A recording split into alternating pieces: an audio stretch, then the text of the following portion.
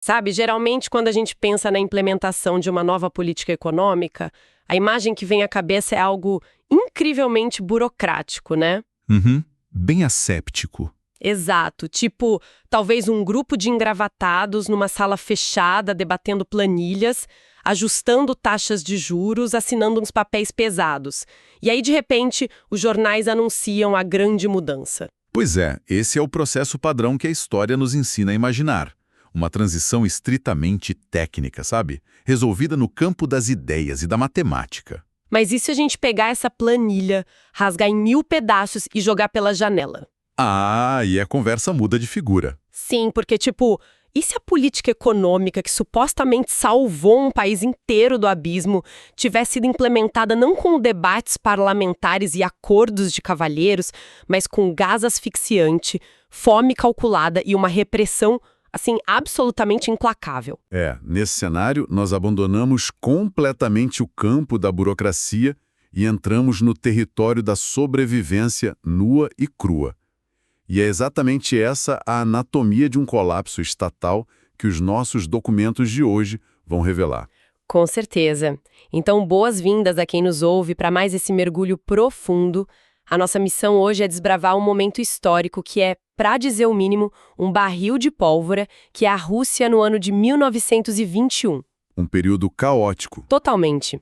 O material fonte que a gente está destrinchando hoje, que inclui trechos de documentos de arquivos, telegramas da época e análises históricas minuciosas, nos transporta para um período em que o regime bolchevique estava literalmente por um fio. Sim, a situação era crítica. O cenário é apocalíptico. Revoltas camponesas colossais varrendo o interior, greves operárias paralisando o que restava das cidades e motins militares na própria vanguarda armada do regime. Nosso objetivo é entender como esse governo sobreviveu a essa convulsão social sem precedentes e qual foi o verdadeiro preço humano pago por essa sobrevivência.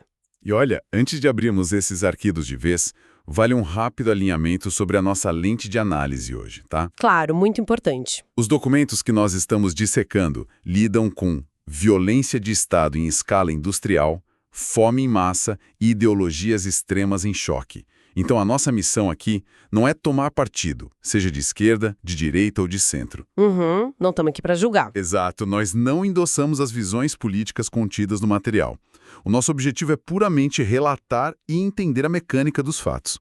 O que os registros históricos apontam que aconteceu no chão, lá na lama, para a gente compreender a real dimensão dessa crise. Os fatos ditam o ritmo, né? Vamos desembalar isso.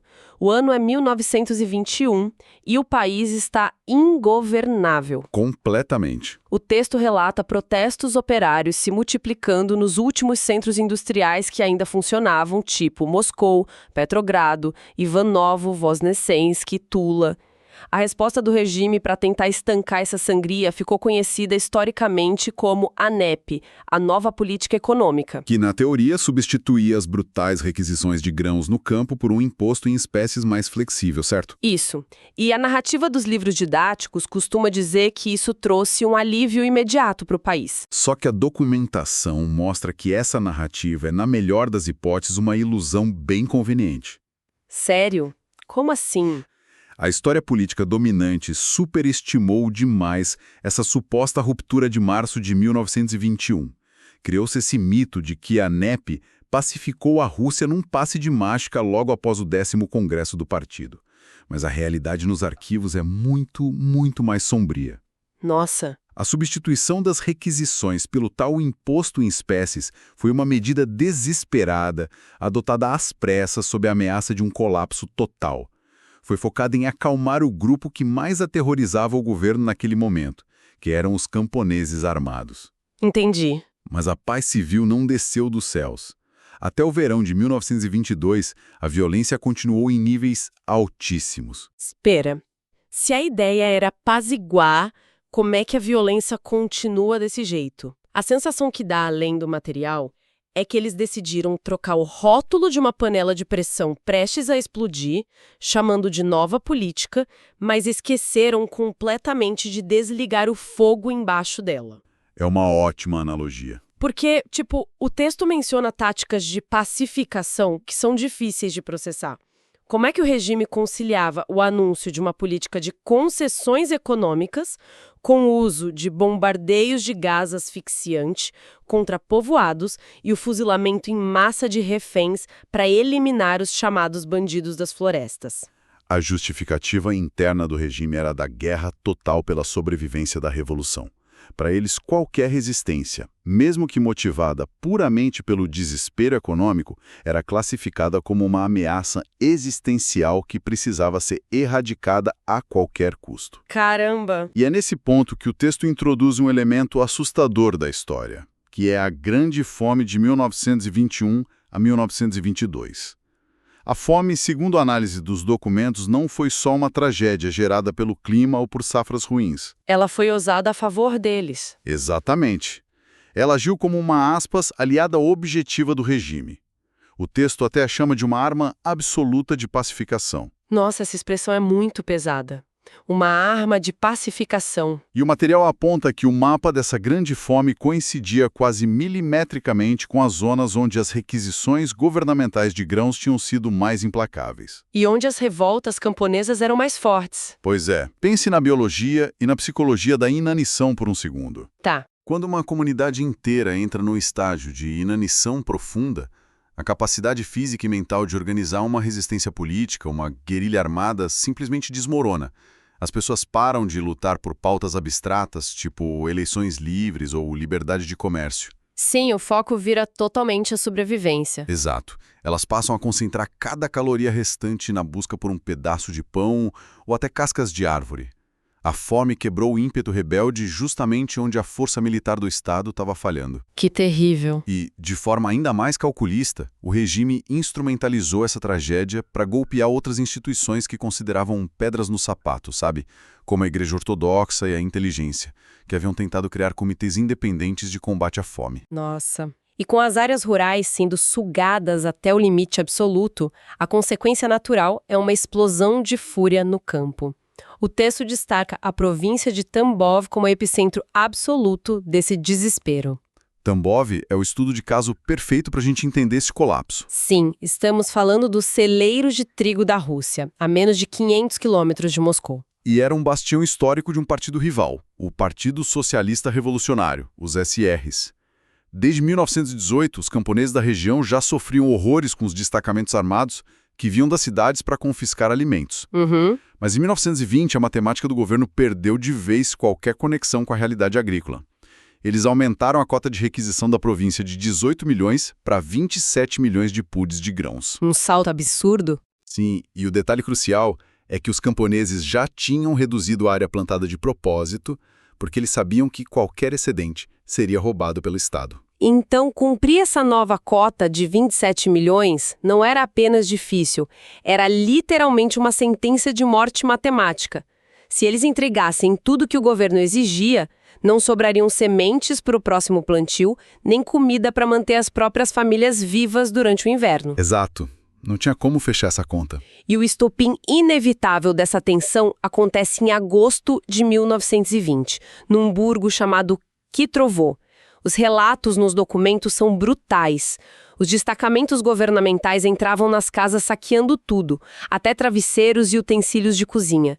Tem registros de idosos de 70 anos sendo espancados em praça pública como punição porque os filhos tinham fugido. É um nível de violência indescritível. E sabe o que transformou esse desespero em fúria armada? O quê? Um detalhe logístico terrível.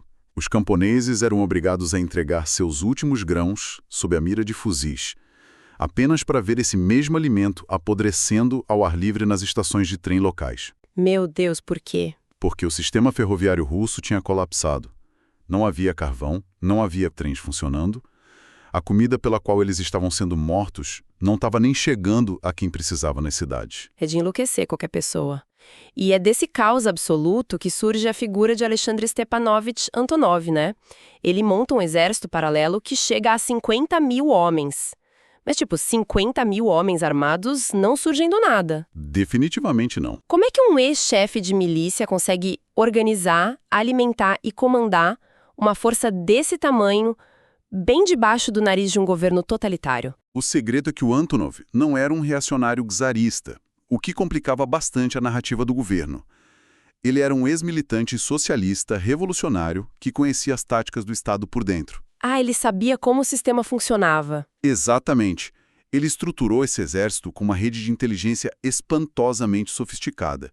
Para se ter uma ideia, os espiões dele conseguiram se infiltrar na sede local da própria Tcheca, a temida polícia secreta bolchevique em Tambov. Infiltrados na polícia secreta.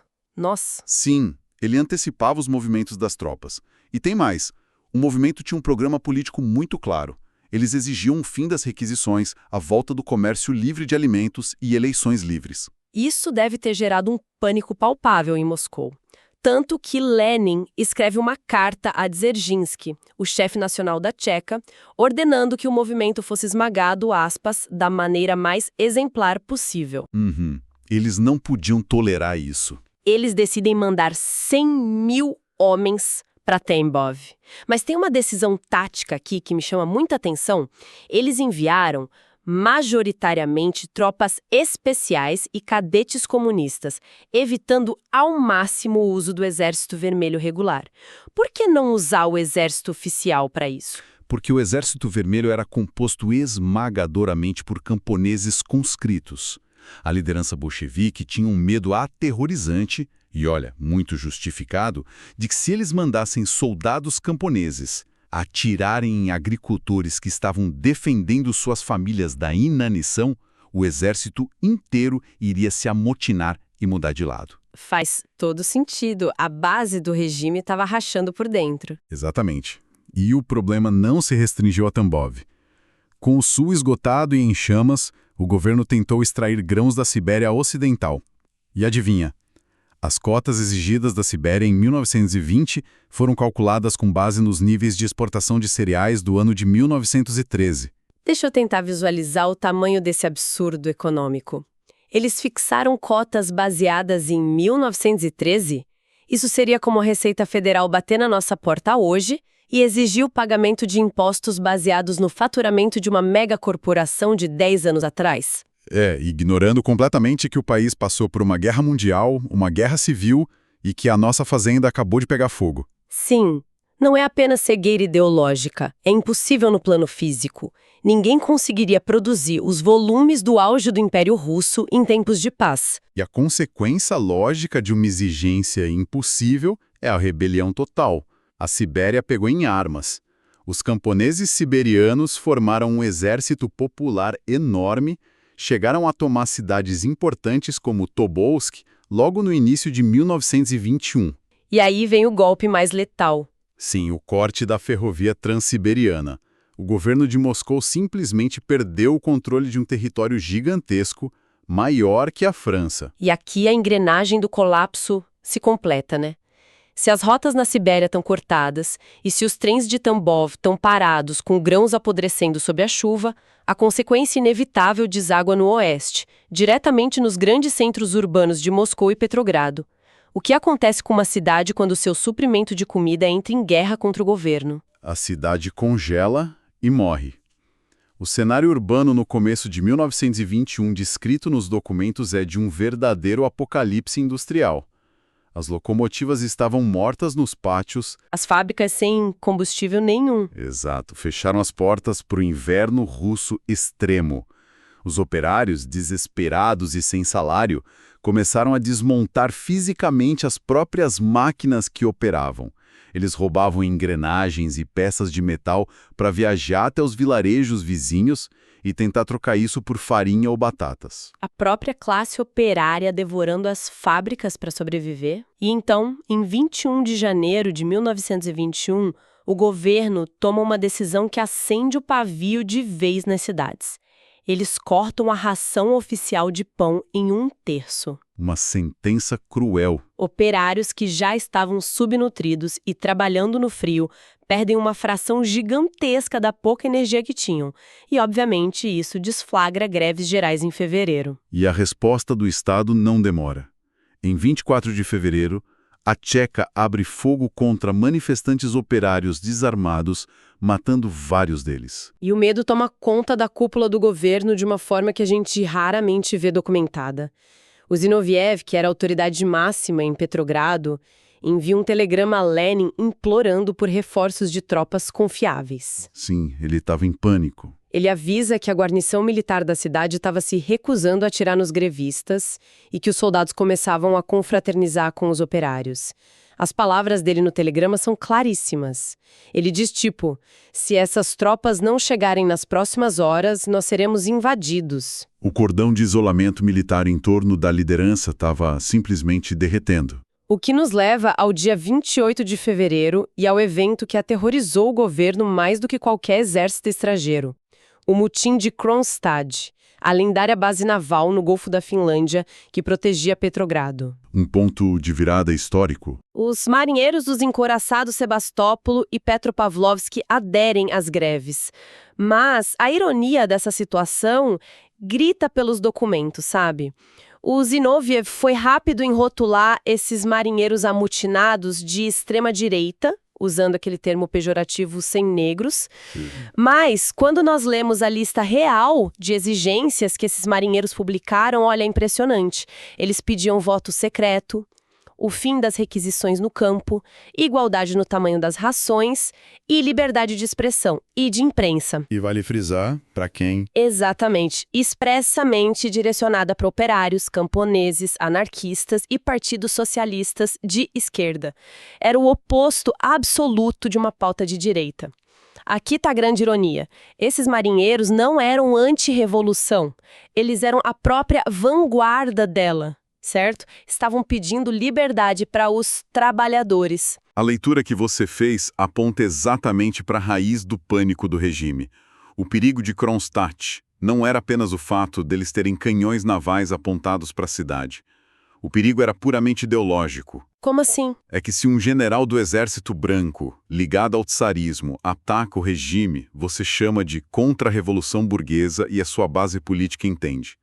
Faz sentido dentro da narrativa. Claro, é o inimigo clássico. Mas quando os próprios marinheiros do Báltico, a tropa de choque que literalmente colocou os bolcheviques no poder em 1917, quando eles apontam as armas e dizem que vocês traíram os ideais dos trabalhadores, isso destrói a fundação moral do governo. O regime não podia negociar com eles.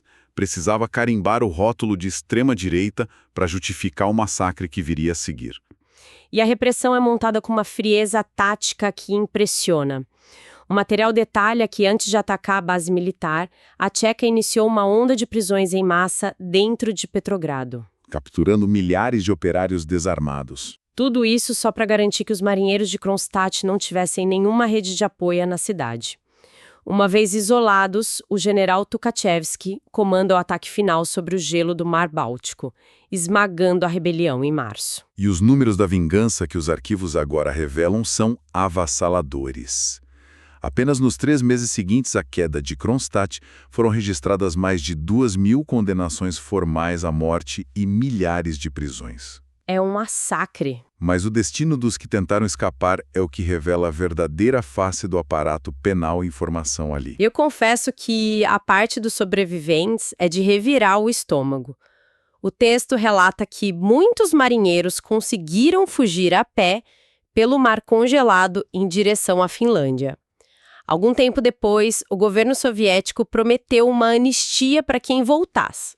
Uma armadilha cruel. E quem acreditou e retornou, ao invés de perdão, encontrou uma passagem só de ida para os primeiros grandes campos de concentração do norte, como Solovalki e Kolmogori. E o campo de Kolmogori merece uma análise pelo nível de brutalidade estruturada. Ele ficava às margens do rio Dvina. O chefe local da Tcheca, Mikhail Kedrov, deparou-se com um problema logístico bizarro. Como executar tanta gente rapidamente sem gastar munição preciosa? Nossa, só de ouvir isso já dá um calafrio. A solução encontrada foi o afogamento coletivo.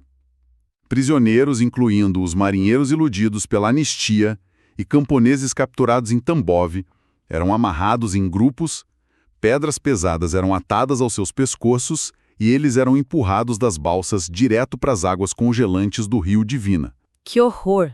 Os registros estimam que dos 5.000 deportados enviados para lá, menos de 1.500 estavam vivos na primavera seguinte. Então temos esse cenário macabro. o regime afogou e fuzilou a resistência militar, dominou o campo pelo terror e pela fome e, com o país em ruínas, eles implementam a famosa Nova Política Econômica, a NEP, para tentar ressuscitar a economia. Sim, finalmente a mudança econômica. E aqui entra um paradoxo que desafia a intuição. A NPE permitia certo comércio livre e acatava algumas das demandas básicas pelas quais os marinheiros e camponeses tinham acabado de morrer.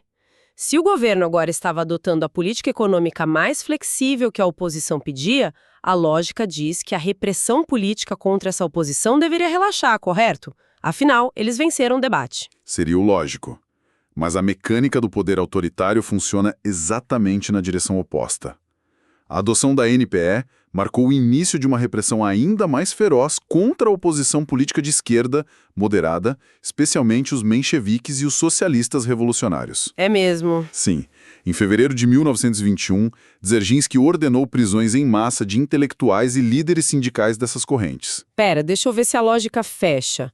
A NPE era essencialmente a plataforma econômica que esses grupos moderados vinham sugerindo há anos para evitar o colapso, né? Exatamente, era a ideia deles. Então o governo se apropria da ideia deles, adota o plano para se salvar e em seguida manda prender e executar os autores originais da ideia, só para garantir que esses moderados não pudessem ir a público dizer que tinham razão desde o começo. Isso mesmo. Isso é um nível de eliminação de concorrência intelectual assustador. E os escritos de Lenin de 1921 confirmam exatamente esse raciocínio frio. Ele deixou claro que a repressão contra os mencheviques precisava escalar não porque eles discordassem da NPE, mas precisamente porque eles haviam defendido essas medidas antes. Ele não podia admitir que eles estavam certos. De jeito nenhum. Ele viu o fato de eles estarem certos como uma ameaça intolerável à infalibilidade do partido. Lenin chegou a instruir que se os mencheviques e os SRs dessem as caras, deveriam ser fuzilados sem piedade. O resultado foi a prisão de toda a liderança menchevique e, em 1922, a expulsão dos sobreviventes em trens para Berlim, varrendo-os do mapa político russo.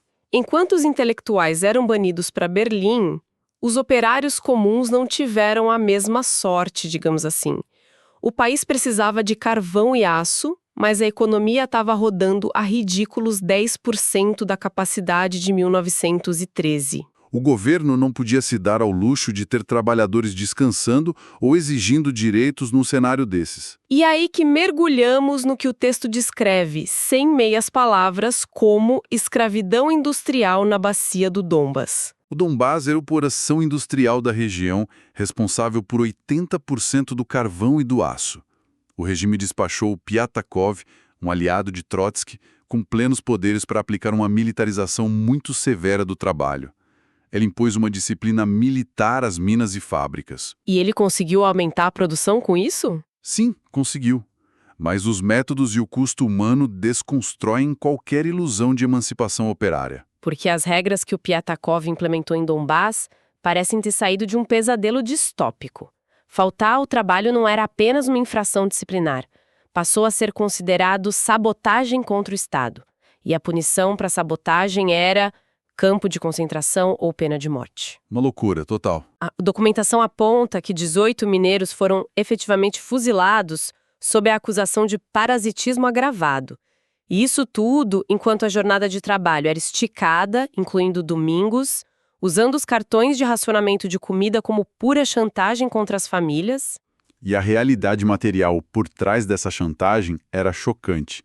Pelo trabalho exaustivo sob ameaça de morte, esses operários recebiam uma ração que cobria de 1/3 a metade do pão necessário para a sobrevivência biológica. É trabalhar até morrer de inanição. A privação era tão profunda que o texto relata a completa falta de vestuário básico.